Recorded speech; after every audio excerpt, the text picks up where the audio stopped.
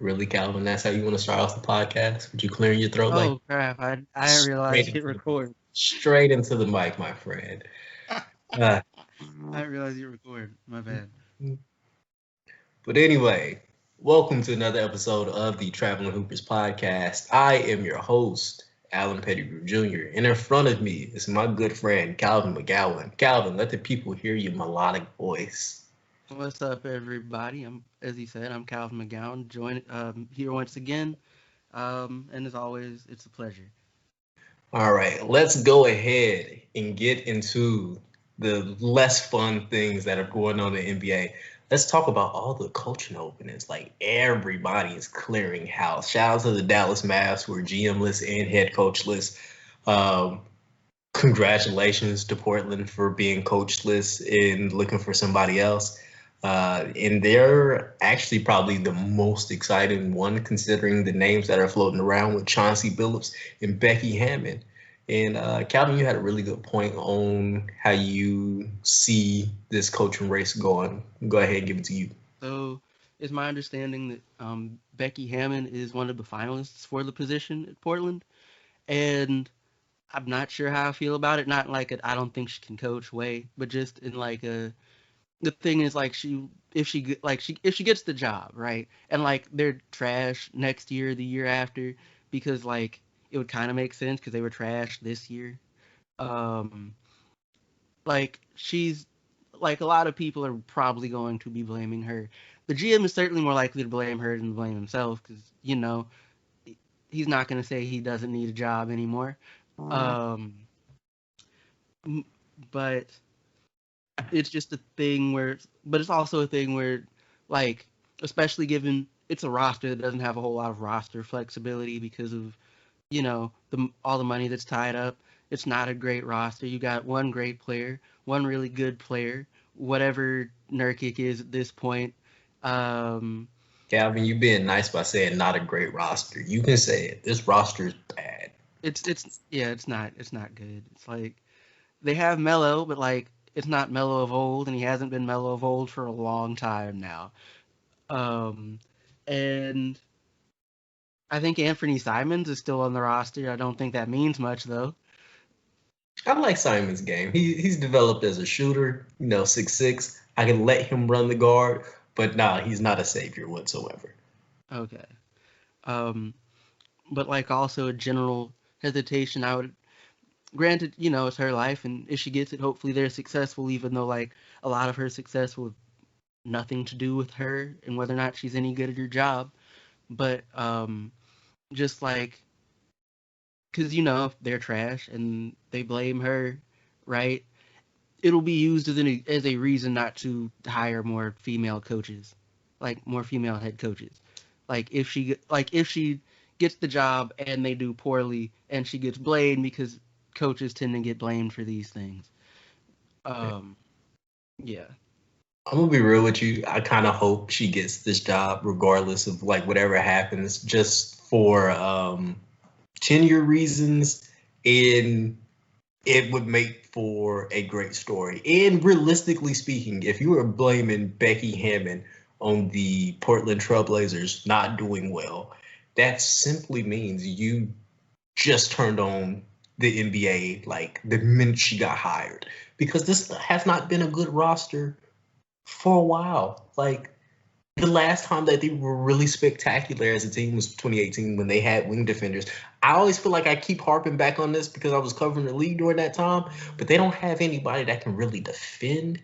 Like CJ and Dame have gotten better at defending, but nobody else has. And I guess they brought Robert Covington in for that.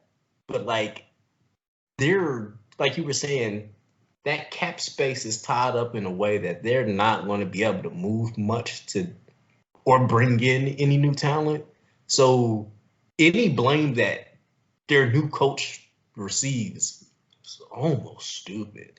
Like, like even if you're the GM and you got to point a finger at somebody, what's that old saying? You point one finger and four point back at you, even though it's three. But yeah, like that's what you got to deal with.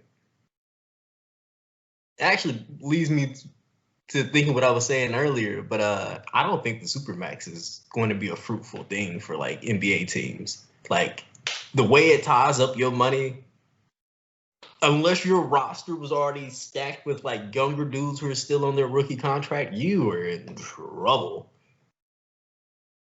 Like, I mean, I assume it's not great. It's like just, but it's like I think the reason it exists, right, is just like trying to keep big name like your big name players and like your quote unquote smaller markets and what have you. But like I don't know, there are other things that players care about besides. I mean, like there are dudes like Melo who just went ahead and got the biggest amount of money he could while he could. But like for example, OKC having the Supermax back when like KD left wouldn't have kept KD there. Nah. Because there are reasons that players move that aren't money.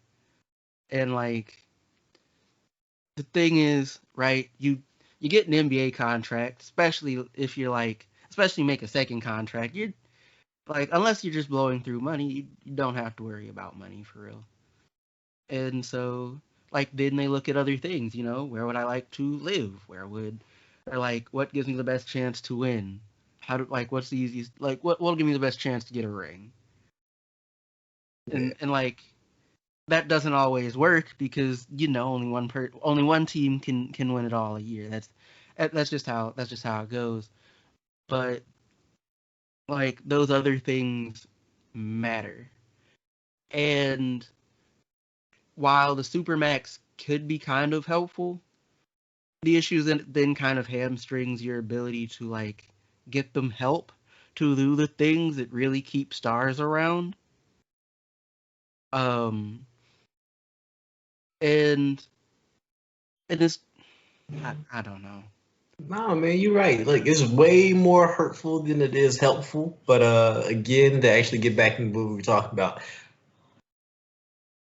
the fact that we're this far where we in Portland is really trying to make this look good by having Chauncey Billups, a black man, and first time head coach, and Becky Hammond. Like they're really going for a whole restart here. And I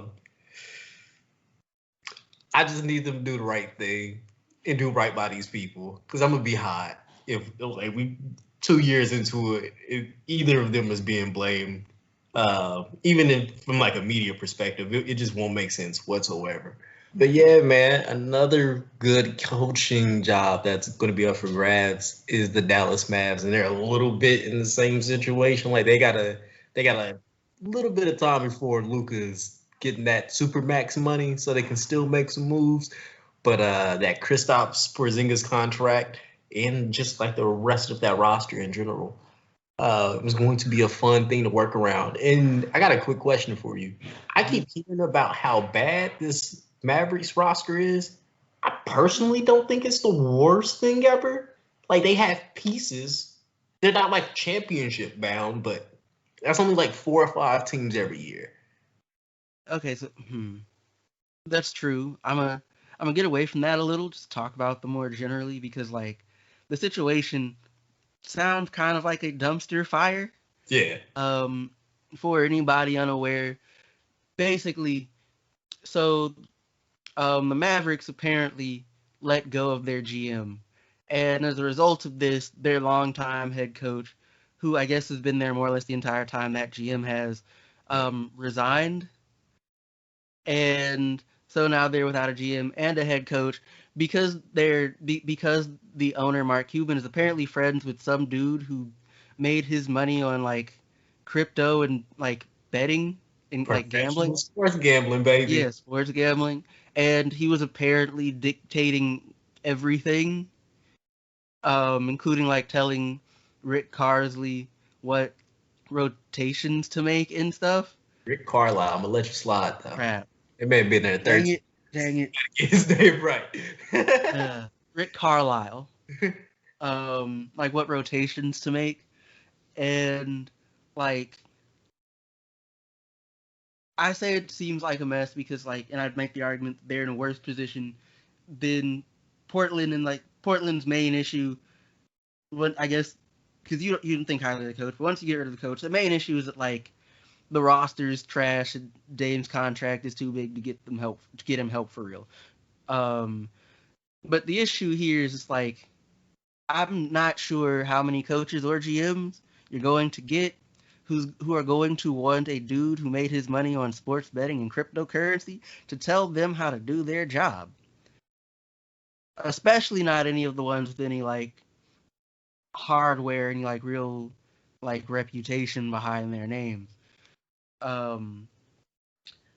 And like it seems like it's going to be a mess for like this sounds like a thing to me it'll probably be a mess for a long time. Like it might not be, like they could just get some folks and keep rolling, but it's just I don't know. I'm gonna be real with you. Because I heard the story and I read it on the Athletic. The dude's been there since about as long as Luka has been there, and I get it. They were in a transition period when Luka was coming in. That's how they got Luka. The next year, more of the same. We didn't really have Porzingis like that, but I think after this year, if they still kind of suck, and this is like Super Luka Doncic show, I'm not sure why Buddy's there. Like, if Luka does not like him, and other people are not fond of him, it almost seems like he gotta go. That seems like a pretty easy fix at the end of the day. Like you're not really bringing a ton of value, and it sounds like he's there for like that the analytics, the future of basketball. Like this is how things work. But it's like what I keep like heard from like different podcasts and whatnot. Like Sam was saying is like it's the people stuff that they keep missing. And like it's great that the numbers work and everything fits, but that's not how humans work. They're not just like robotic functions that you can just hope that they tune in every single day. Like we have anomalies all the time. Like the Rockets missing 26 3-pointers in a row. Like when certain stuff like that happens, you can't look at the numbers all the time. And this seemed like a dude that might be looking at the numbers a little too much for people to be like, especially for professional athletes to be like, you know what, you should really tell me what to do. Like, I prefer you leave me alone. And I feel like that's the vibe that they're currently giving. And he got to go if that's the case. I mean, like, yeah, it was my understanding that, you know, the GM didn't like him. Carlisle didn't like him. Luka didn't like him. What did I say his name wrong again? No, you said it right. Okay, cool. And so it's kind of like, then like, why does he get to do things? Because Mark Cuban likes him, and it's like, hey, you don't suit up for the team either. I know you bankrolling this thing, but you shooting from the sideline will not improve your record. You should probably listen to the people. And it's like the thing with, I guess there's a thing with like analytics or like just looking at nothing but the numbers is like, the thing with the numbers, right, is they can tell you what's going on, but they can't tell you why, right? It's just like, oh, we suck on like it's like, oh, we're trash on defense. It's just like, okay, so how do we fix that? And like oftentimes, and like sometimes numbers can give you an idea about that. Not so much with defense because like the defense analytics are iffy. But like just kind of generally, like they can help guide what you do, but they can't be relied upon because they give more of a what's going on and not so much a how. And if you have a dude just being like, all right, we're gonna follow the numbers, you're gonna get some funky stuff, and because of the nature of these things, plenty of it's probably not going to work. And even if it does, like you're some dude who just won money gambling, like why should I listen to you? I mean, hey, look, the numbers things got us to the process, so like maybe it's worth a try. Yeah, but like the whole numbers thing with that is that they were actively trying to suck. It's easy to suck. You don't need the numbers to tell you how to suck. Like you don't. That's very true. Just get rid of it. Just get rid of every dude you know can be on an NBA roster. Fill it with G leaguers for a little while, and don't fire your coach because like he's just kind of stuck there helping you at that point. Like he's just kind of there. You're just kind of giving him a paycheck. But like, yeah, Yeah, Alvin, I'm gonna be real with you. I feel like we've talked about two destitute franchises back to back in superstars who I am praying for on the daily that their situations get better because I know the boys is frustrated. Like Dame is a certified killer, but he needs someone else, and at the bare minimum, he needs a defensive anchor. And then Luca is doing his best LeBron James impression, where he's basically dragging his roster alone against like top tier guys. But when we look at everything else, it's kind of like this is Cleveland Junior esque, like like all over again, where we got like somebody in the front office who is saying dumb stuff to the best player on your team. It's like, hey, we've seen this before. You don't have to like continue to shoot yourself in the foot. yeah. But if Luca leaves, he's not coming back to get a ring. Oh, So they're just SOL at that point. that might be more disappointing, if anything. But Calvin, speaking of disappointments, let's move on to the 76ers. God, okay. All right.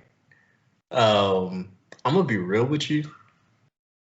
I think the situation with Ben Simmons is going to be very interesting because I'm just seeing how people reacted. So, like, volatile. Did you see the video of like the Philly fan like cussing out Ben Simmons, and then they like four other dudes appear where they're like stumping on his jersey, and somebody's like, "Burn it, burn his jersey." It's like, What?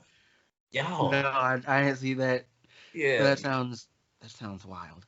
it is. It is super wild, and like I get it that as a Philly fan thing where you're just really super into it, but that's catastrophic behavior, and I imagine that that is not good for Ben Simmons as someone who we're already seeing like on the court.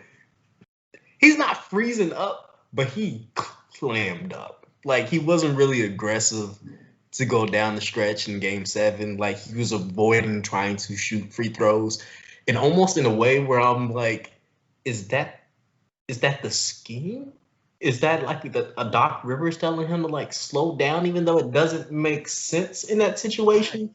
Like I it can't. just Well, like I just have a hard time thinking that that's Doc just because so like even though like I didn't really pay much attention to it, I know there was like a clip going around where he passed up like a wide open dunk or something. Yeah, and it's just like and so like that's the kind of thing that makes me it's like it I can't really think it's the coach because I don't think there's no I don't know the exact situation, but you'd be hard pressed to convince me the coach is going to tell you to pass up a wide open dunk, right? Like yeah. any coach, even the ones that don't believe in mid range shot, like no, take the dunk. See, and I agree with you on that. My only thing is like I don't think I've ever seen a NBA player outside of maybe James Harden where he kind of like he didn't quit, but he kind of like stepped outside of the game, like where he was on the court, but he didn't look like he was there. And it almost seemed like the same thing with Ben Simmons in that last game, where it's just kind of like you're still being helpful and you're still flying around on the defensive end, but as soon as your hands get on that rock on the offensive end, it's kind of like who's open. Like, and I get that, but what is your fear with the dunk though? Like at the bare minimum, that is a and one, and if you miss that one singular free throw, it's not that big of a deal, especially if you made the dunk. Uh, I mean, it might just be a mental thing, right? Like exactly what the mental issue is, I wouldn't be able to tell you. Maybe it's connected to the whole reason he doesn't take jumpers ever. I don't know. All right. So you remember there was like mumbles about like him being the best player in the league if he ever develops a jump shot. Let's say that never happens. What do we have to? Do we just have to make Ben Simmons like the ultimate role player, like I mean, super I, Draymond? I'm like that's a very. I don't. I don't know why I always use Draymond Green as like like he at least helps on the offensive end. But I guess I Ben don't does too as know. a passer. Right, but because like the thing is, right, an aggressive Ben Simmons, which apparently is a fairly rare thing to glimpse in real life, but an aggressive Ben Simmons is still a problem offensively, even without the jump shot, right?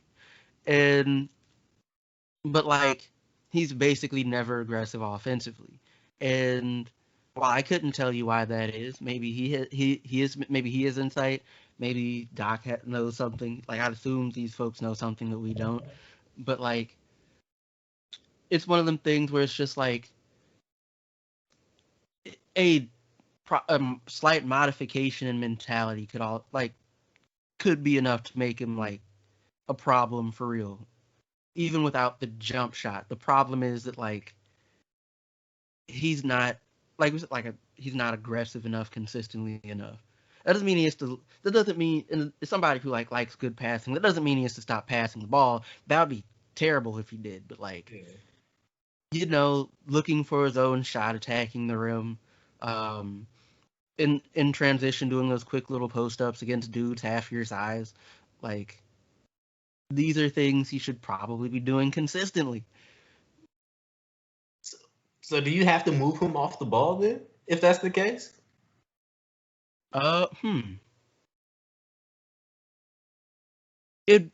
I'll say this: it might be beneficial to have the option of moving him off the ball more. I'm not. It's just like the thing is, if he's off the ball, you're also not getting the passing as much. I don't think. Or maybe you do, assuming you move the ball around a lot, like a pass happy type of offense. Um, but it might be something to think about, if only to like change it up and see how he does with it. Without the threat of a jump shot, you almost can't have him off the ball though, right? Because I just sag off. And I guess it's scary with Ben Well, Simmons coming with like a head full of steam, but just wrap him up and make him shoot free throws. like the thing is, even like if we're gonna have him off ball, right? The thing that you do, assuming he doesn't have a jump shot to speak of, or at least refuses to use it, um, you have him cut or Mm, post up or like play out of like the high post. Um, in which case he might want to work on his post game some, just because like it would be useful at that point. You, and he's got somebody to learn from. You don't even go nowhere. It's like A and B. Like, how do you do what you do? yeah. Ben Simmons got a nice little hook. He got a nice little hook though. I guess if that's your only move, and I guess if you're one of the most athletic dudes in the league, you probably get that off pretty easy.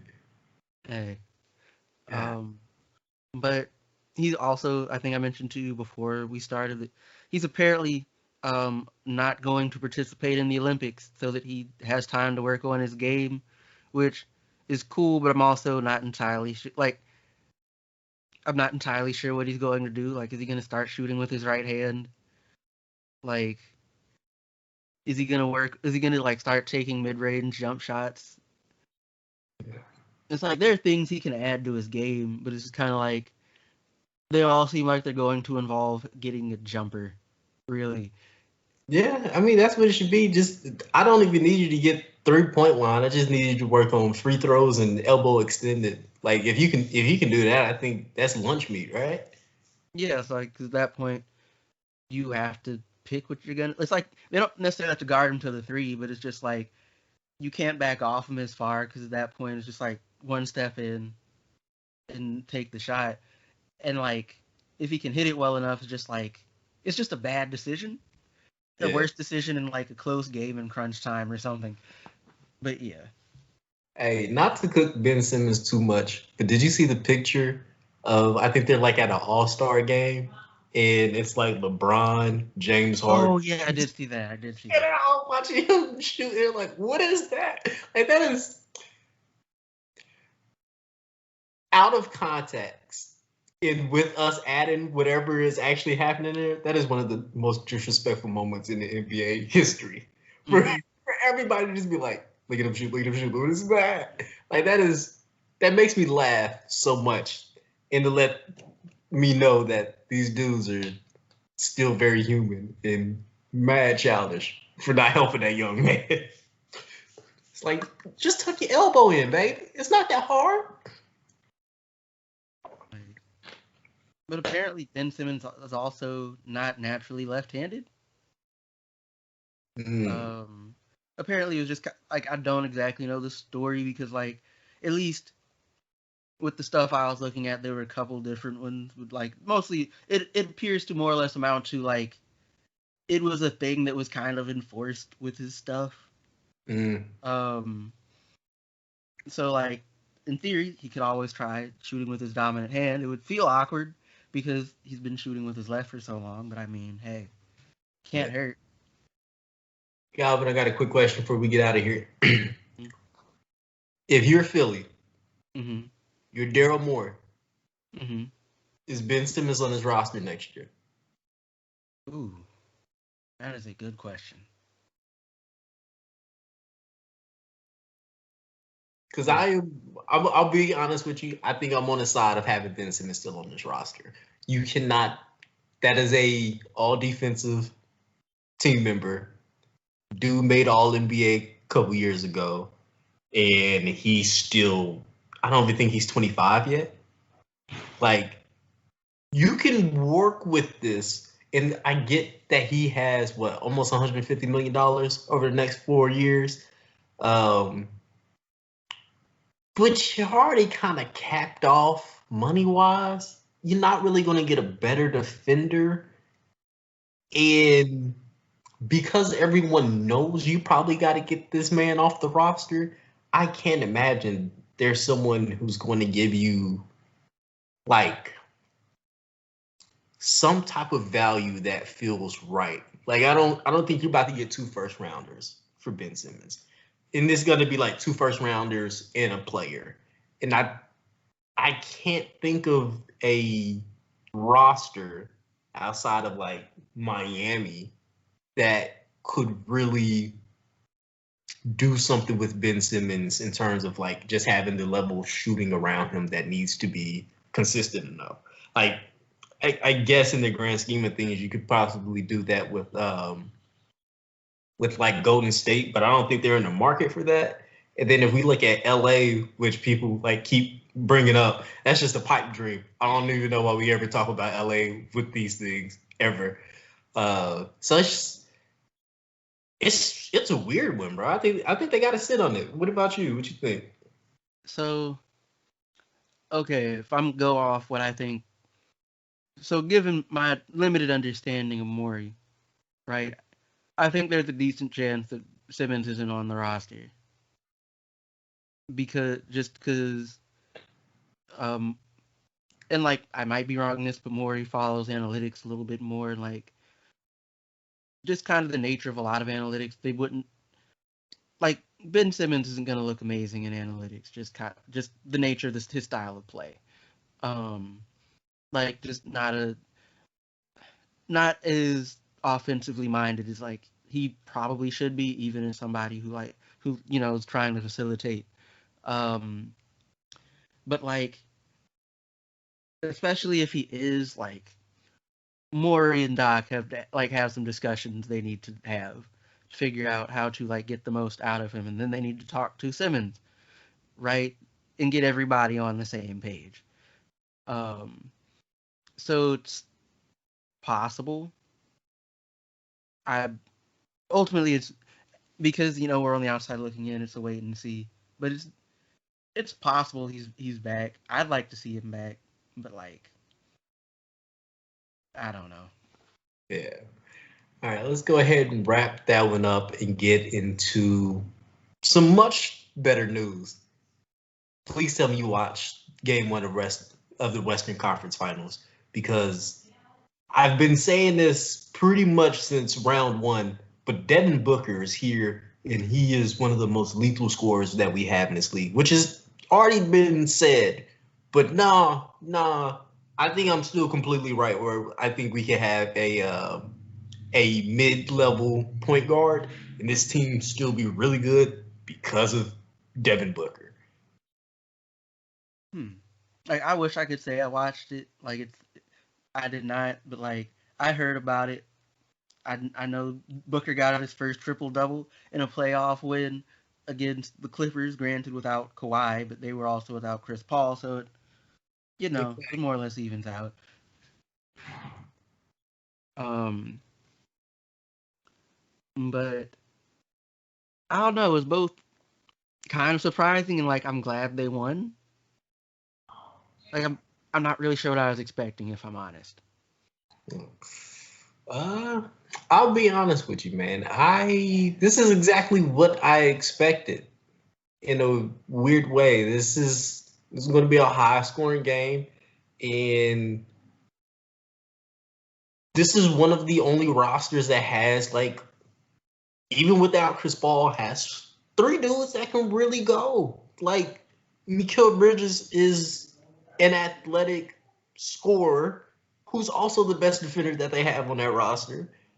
And then you got Jay Crowder, who's like super solid as a defender, and he can make open threes. We got superstar Devin Booker, and DeAndre Ayton is one of the best big men in the league. Like I feel weird saying it, like I'm a tad bit hesitant, but like yeah, like we've seen him like outplay every big man who's stacked up against him. Like, albeit Anthony Davis was injured, but before the injury, DeAndre Ayton was having really good games against him, and he's supposed to be a top caliber defender. Like, I think this roster is going to be just fine. Like, DeAndre Ayton really gets out there and run, like everything.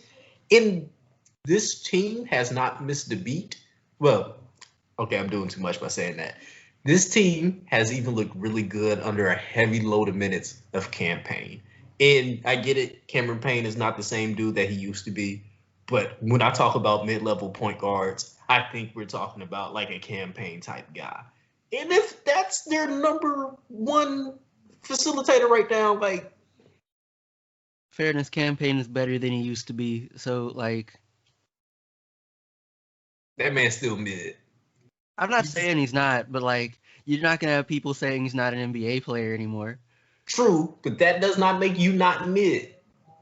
It doesn't, but like it's I'm still a saying, massive step look, up. Mid is a massive step up from where he was. yes.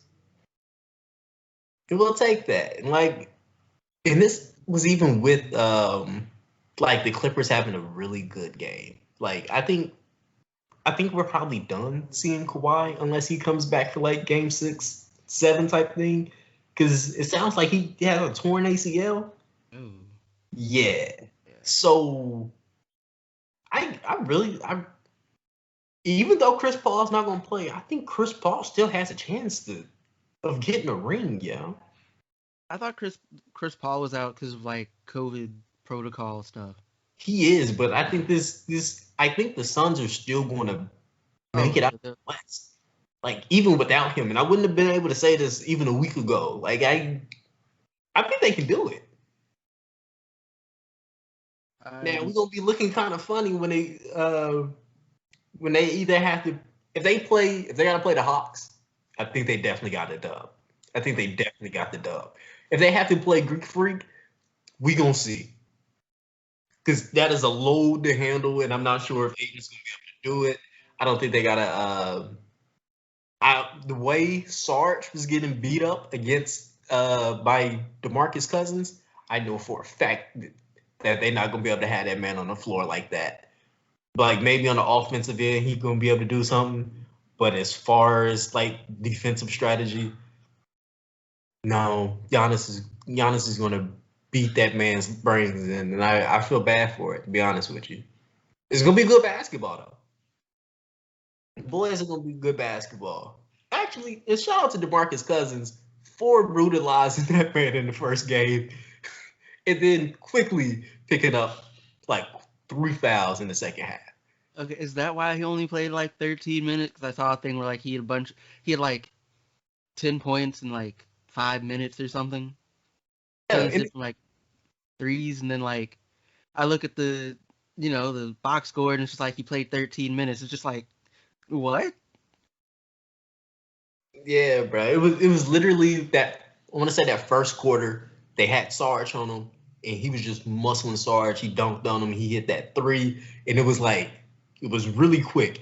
And then they sat him for like a quarter, and he came back and just started picking up those fouls, and they were like, and you could see how like on Twitter how the conversation changed where he's like, "Oh, this is the DeMarcus Cousins game," and then he started picking up the fouls, and everybody was like, "Come on now!" I was like, "Hey, we still gonna clap about the 13 points because this man was going in. Like it didn't look vintage DeMarcus Cousins, but it looked like oh you might have some good run during this series, and it's surprising because you haven't done much this entire run to the playoffs, and it's okay. Torn Achilles, we'll let you slide. You're a different dude, but you still a very grown man compared to these other grown men. Um, like I, mm, like I'd like to see them. Hmm. I guess there's just various dudes still around that I'd kind of like to see get rings, but like there can be only one, as it were, and it's probably not going to be the Clippers. Not without unless Paul George pulls this basically the same stuff that KD pulled in the series against the Bucks, and like they still lost. Yeah, let's move on to that sad moment. Please tell me, did you see the shots that he made? Well, Mm-mm. the shot that he made. I've heard.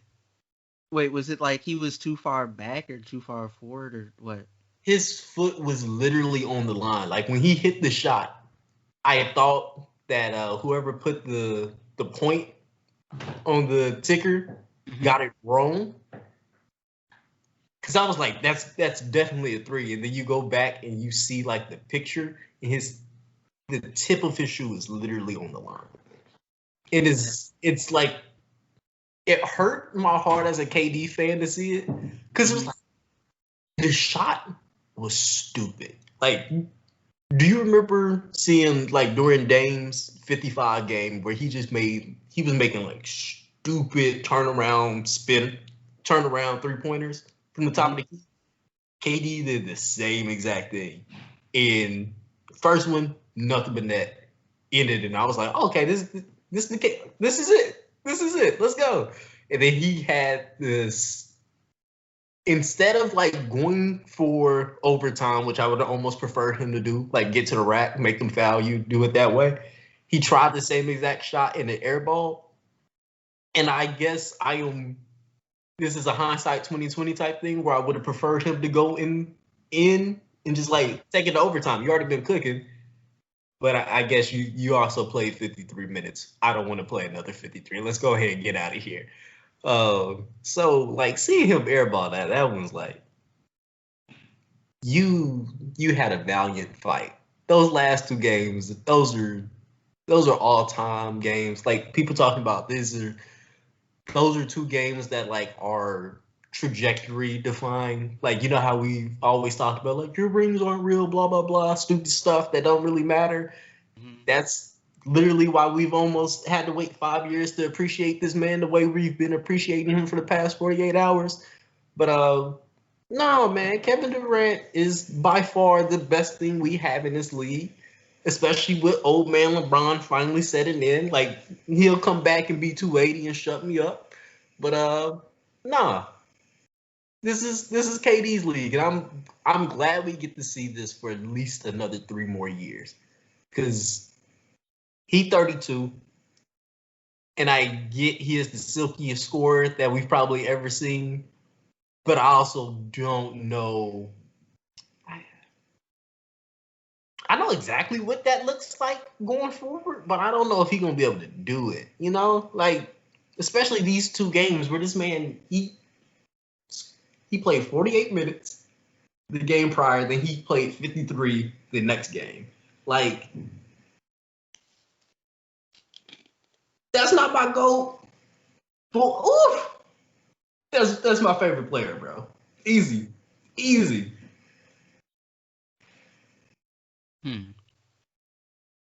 Like, the thing is, it does sound like games that I would have enjoyed watching, even though like I'm currently unable. But I I don't know, like it was cool even to just like hear about some of these games, like in the playoffs for large. We're just like, it's like KD did what? Like 50 some, it's like 50 something points, like 11 assists, 11 rebounds or something, and like they pulled off a win, and like he was the only one of their. It's just like, it's somebody and like who like is not a Nets fan for reasons I'm pretty sure I've articulated before. Just like, you look at the Bucks, like you allowed this to happen. Not even like you let KD get what he did, just like you let them win. But like, um, it's a reminder of how good KD is, which is he when he needs to be, he can be amazing. Um, but it was always kind of an uphill battle without the other two people that made the team go, because like he's basically just trying to outscore a team, and like that's the way the Nets win games. They don't out defend you, they outscore you. That's their only real hope. Side note, something I thought about before immediately rejecting it as ridiculous as we were talking is like Simmons being traded to the Nets, but like that the reason it won't work is like the Nets have nothing at this point, outside of like Harden, Irving, and Durant. So like that wouldn't work off principle, but it's a fun thought experiment. I agree with you. They would definitely have to come up off Harden for that one. But I'm gonna wrap it up with this. KD took that game 6, in every single bucket he scored was probably some of the best defense I've ever seen anybody play on Kevin Durant. Like, I don't know a single player no player comes to mind who has been able to block KD's jump shot the way Chris Middleton has, and no one has been able to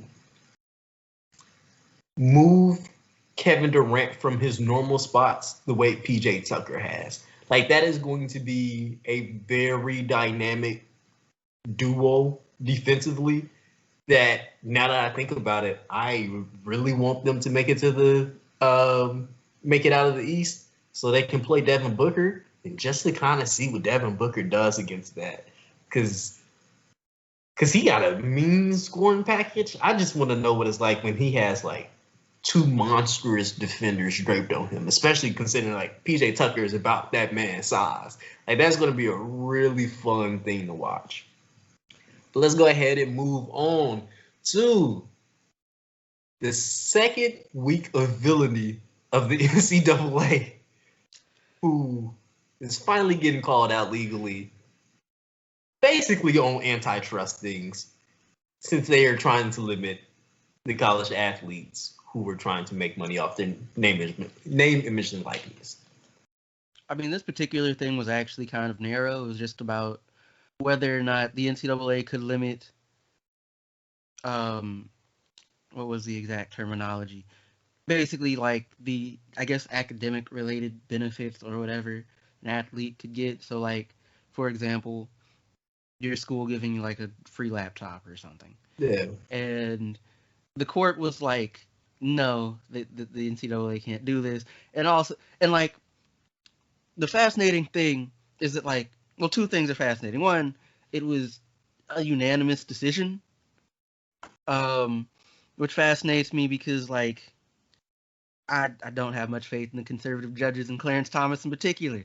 I'd figured there was one person who'd be like, you know what? Yes, the NCAA can do this. It'd be him, but no, it wasn't. And it's just like, well, look at you not embarrassing the human race for once. Um, but also Kavanaugh wrote a concurring opinion that, which, and while concurring opinions don't really hold much legal weight, um, his basic thing was more or less amounted to like, because the decision was kind of narrow. It was just about that. It wasn't so much about like whether or not schools could pay players or what have you. Um, but like basically, he's just like a lot of the NCAA's compensation rules probably won't hold up in a court for real. It's just like it's like this is not you probably can't do this, and kind of like, so at some point someone, especially if the NCAA drags its feet about like the name, image, and likeness stuff, you're probably gonna see another court case, and like someone will try and make it get up to the Supreme Court. Um, Also, of course, as usual, the NCAA is dragging its feet on name, image, and likeness because, of course, they are, with Emirates saying something or other about trying to do something about that. But like, schools are already moving that way anyway. It's not, and like, you weren't doing much of anything important before. It's not like they're gonna take you that seriously now. Like, you couldn't even enforce the rules that you didn't even you both couldn't and didn't enforce the rules that you had beforehand. Why would we take you seriously now? Like, especially when like legally in multiple states at this point, our folks can do this. So like, you have, I know Cincinnati, University of Kentucky, and probably a couple others already have various things for like their athletes' name, image, and likeness stuff. I'm Yeah. Like there's no smooth tail off for this. I know. I think that's great. I'm gonna be real with you. I think we need to go ahead and get this generation's Ed O'Bannon to pop up out of somewhere and go ahead and sue these people again. I'm not saying this because I got a bunch of money or any investment in here, but hearing that that a lot of their practices will not hold up in court, run it. Like I'm really always gonna be okay with taking out. I would usually say the big boss, but they feel like the middleman almost. Like you just seem like that weird dude that's like, hey, that's not how we do things. It's like, why can't we do things differently now? It's like, I don't got a good reason for that. So just know you can't. And that's not a good enough answer for me. So let's go ahead and sue. I mean, it'll probably happen, especially with the way the NCAA fails to handle things. Um, It's gonna be but somebody who play water polo. Watch. look, it's like I've glanced at whole articles talking about how the like rights deals for the basketball, like men's basketball and football, kind of threw everybody else under the bus and like just kind of threw them in. It's like sweeteners or whatever. So like, in I guess this kind of gets away from the main thing, which is that like the NCAA can no longer control like a lot of what schools give their athletes anyway at this point, even though like it's very kind of a limited thing, right? It's just like you can't control if they give their kid a book stipend or whatever, right? Yeah. Um but like um it's just like, the thing is, because like you see with a lot of some of the stuff, various worries about like if you actually pay athletes, like, what about all them sports that don't make money? Like there are sports that don't make any money for real, and like there are athletic programs that like don't that like lose money and whatnot. Mind you, some of that um, is creative accounting, um, such as like counting as an expense the fact that like your facility got a year older. I mean, if you take that out, they may or may not still be like losing money or what have you. But it's just like some of it's what we refer to as creative accounting, or like I'll refer to it as such. But just like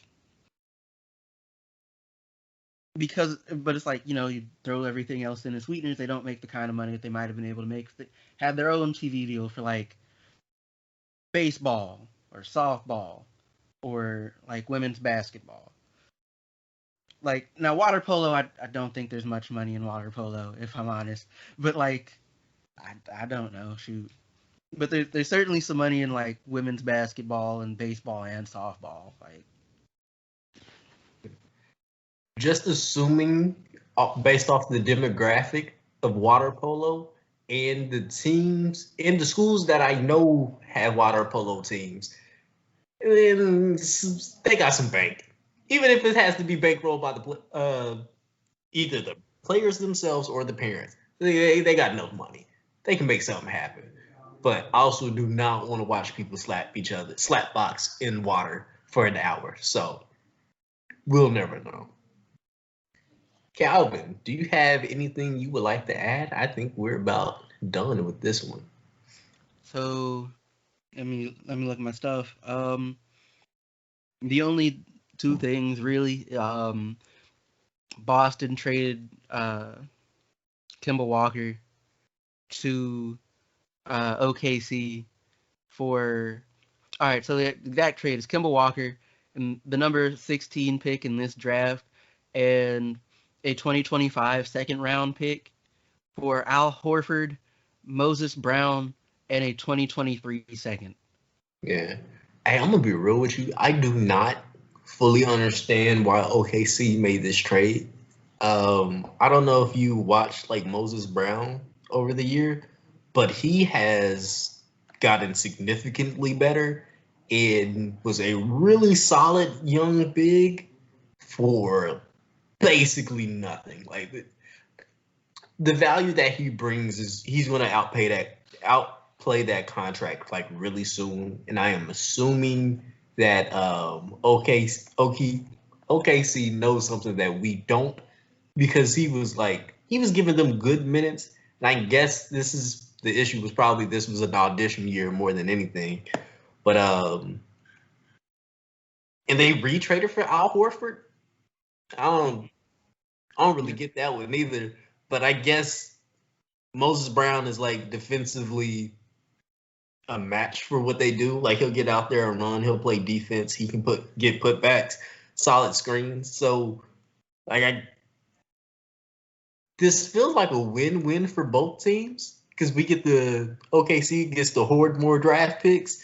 Like I don't know if you've seen what their possibilities are for like the draft this year. Like there's a chance that they could get 2 top 5. Like when we look at the numbers, it's not super high, but you know, I'm an OKC fan, so I'm always gonna lean towards the impossible. They could walk around, they could leave with two top 5 picks, the 16. I believe they also have the 18.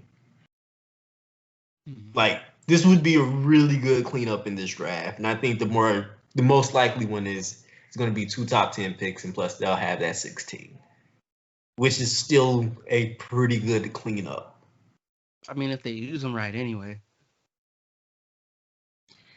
I think one of those we'll see with like how the lottery falls out, but something tells me they're gonna mess around and get like the 6th pick, and the 6th pick is going to be someone like Scotty Barnes, who is a really, really good defender and young prospect. And I trust that staff enough to get him right.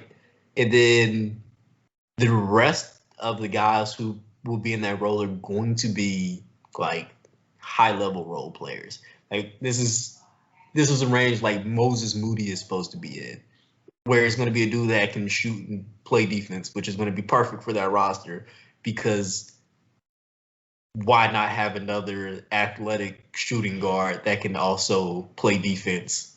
Like they already have like solid defenders. Add to the bag. And then at 16, maybe you find somebody and you try to trade up and get back into the lottery, but he's still gonna be a dude that you can take a flyer on at 16 that nobody else really everybody else isn't as high, but you could just gamble with it. Now I like it. And then, like I was saying earlier with the Celtics, they can go ahead and get a better front court, which they need, quite frankly, even though Tristan Thompson was like really good this year. I appreciate Tristan Thompson's game. Okay. Um. Oh yes.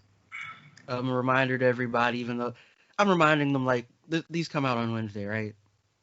Yeah, like I'm reminding them about something that will have happened by the time this comes out. But the draft lottery is tomorrow. Tomorrow being Tuesday. Um, I completely forgot until I saw something reminding me about it. Um, I do we have a first round pick this year? I don't even remember. You talking about Memphis? Yeah, No one cares. Ex- you don't care, but um, it's like I don't even remember, but it's like they've been good about finding players though, so I'm Yeah. not super worried. But you know, we get to find out who's drafting Cade Cunningham, uh, and that'll be fun for whoever gets him. And there's still good players after him. Oh yeah. Jalen Suggs, Jalen Green. Um, I am missing somebody. John Kaminga, Evan Mobley, Yes, thank you. all going to be really good. Oh, bro, this is low key a good defensive draft as far as I'm concerned.